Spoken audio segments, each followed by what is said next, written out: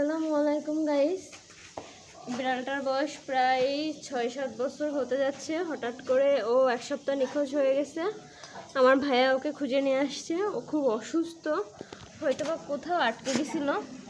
ওর কি যেন হয়েছে বুঝতে পারতেছি না, মনে হচ্ছে বাঁচবে না। ওর শরীর পুরো ঠান্ডা হয়ে গেছে আর প্রচণ্ড পশম পড়তেছে ধরলেই।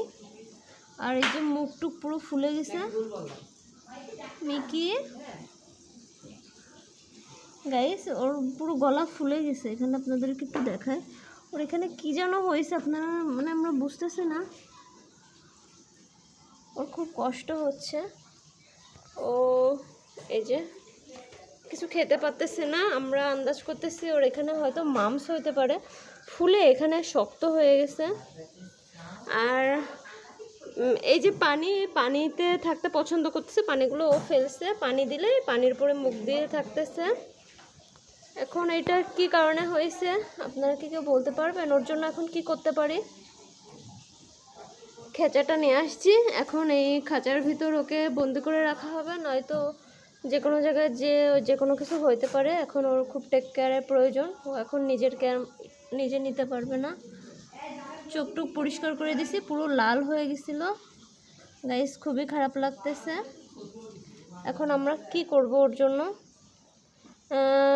ওর এখানে মামস হয়েছে নাকি বুঝতেছি না। এই যে এই কাপড়টা দিয়ে একটু গরম ছেঁকা দিছি।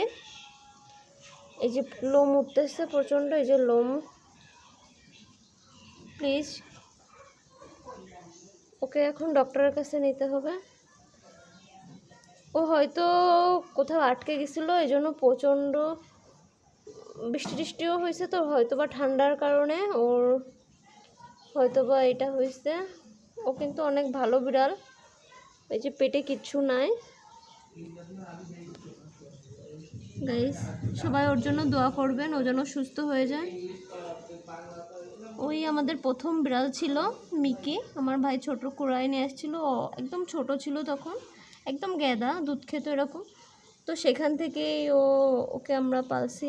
তারপর বড় হয়ে দেশি বিড়াল তো বাইরে বাইরে থাকতো, তারপরে বাইরে থেকেই খাবার খেত, এই জন্য ওভাবে আর মানে খেয়াল রাখা হয়নি।